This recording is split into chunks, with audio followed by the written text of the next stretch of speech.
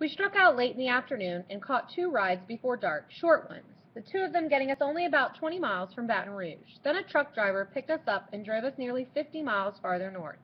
This driver, unlike Lonnie, talked almost constantly, sometimes addressing us directly, sometimes seeming to pour out the words without caring whether anyone listened or not.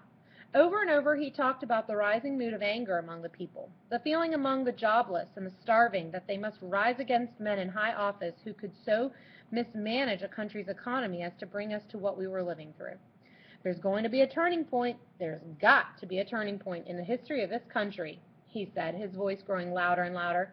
God didn't create this unemployment and hunger.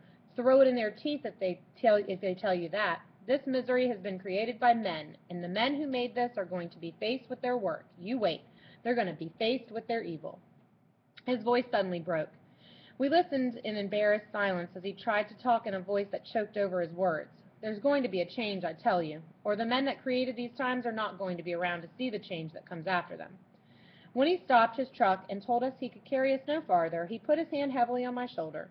Don't forget, he said harshly, never forget what the system has done to you and thousands more like you.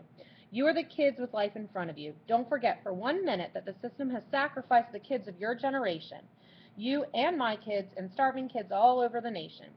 Don't forget it. Think about it, and when you can, do something about it. He looked feverish and wild. I was deeply troubled when we left him. There was an urgency in his voice and manner that left me wondering. A few days later, we happened upon a group of men who were cooking at a campfire along a railroad track. They invited us to share the rabbit stew that bubbled above the fire in an old lard can. Excellent stew in need of salt, but hot and nourishing. One man stood like a preacher before his congregation and spoke to the others. He talked in a loud, angry voice, and the gist of his words matched the words of the truck driver. They call it a democracy, don't they?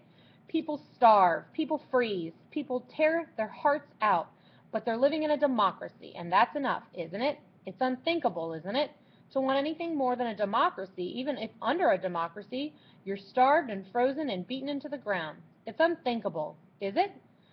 Well, I tell you, men, and you two boys, if a democracy doesn't work, it's got to be junked for something else. And I ask you, you that would work at any job if you could get a chance, you that don't ask for rib roast but would settle for a little bread, you that somehow got the idea that this was a land of opportunity, I ask you, is democracy enough? Is it helping to fill the bellies of your hungry children? Is it allowing you to hold your head up like a man? Is it making you proud of your country? I ask you, is democracy working for you? The man yelled back, no, it ain't working, Tom. You're right. Democracy ain't doing a damn thing for us that are down and out. Enough of you say that together loud enough, and there'll be a change. There'll be a change that will make men in high places run for cover. He talked on and on. When the meal was finished and the men went their several ways, one man walked with Joey and me for a little distance. There's a great anger growing among people, he said as if he were thinking aloud. People can't take 1 year of starvation after another with patience. They become angered, and once angered, they begin to question, to think, to demand. This man Roosevelt, that the people elected in November, had better have some answers. He'd better do some hard thinking before he takes office next month. But whether democracy tottered or fell or lifted its head, we had to trudge on. We walked on at times when I wondered if it was possible for two pairs of legs ever to cover the miles before us. There were moments when I asked myself what demon inside me had made it seem sensible to leave a spot where we had a chance of finding comparative comfort and to feel that finding Lonnie was all that important goal to be followed. I didn't mention my doubts to Joey, though. Instinctively, I knew that as long as he believed I was firm of purpose and confident of being right, he would be firm and confident, too. He strode along beside me without a whimper, and I wouldn't take the chance of shattering the resolve that kept his thin shoulders erect even when fatigue made his feet stumble occasionally. The long trek had gone on for several days when we saw a car such as I hadn't seen since the time when Howie and I watched the funeral procession of a big gangster in Chicago. It was a Cadillac, black and shining, with wooden spoke wheels and lots of polished nickel.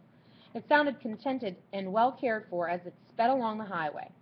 Joey and I were amazed when the driver stopped and offered us a lift. Quickly, before he could change his mind, we stepped onto the broad running board and into the car.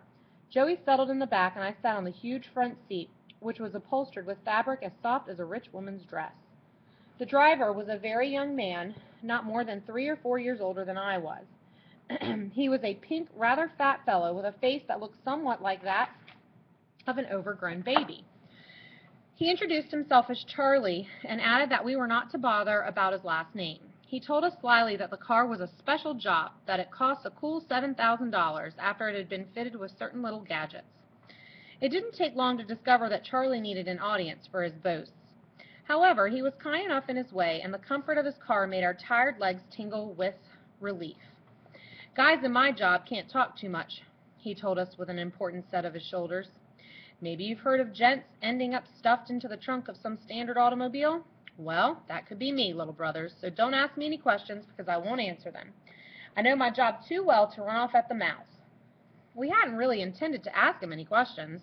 We only wanted a ride and were delighted by the luxury and comfort we had suddenly found. We were quite willing to sit quietly and enjoy the powerful feel of the big car and to watch the many miles of our journey unfold before us. But Charlie was not willing to be quiet. It was plain that he rather intensely wanted to impress us, and that the dangers involved in loose talk, which he had just pointed out, became less vivid in his eyes as the urge to brag overcame his fears. "Do you have any idea what's in this car?" he asked me finally. The question came out of one side of his mouth at a moment when Joey was curled up in the back seat, absorbed in a comic book he had found there. "No," I said. Not an idea." He drove several miles without saying anything, but with a little smirk on his mouth. I pretty well knew that he was going to take a hair-raising risk and tell me some professional secret.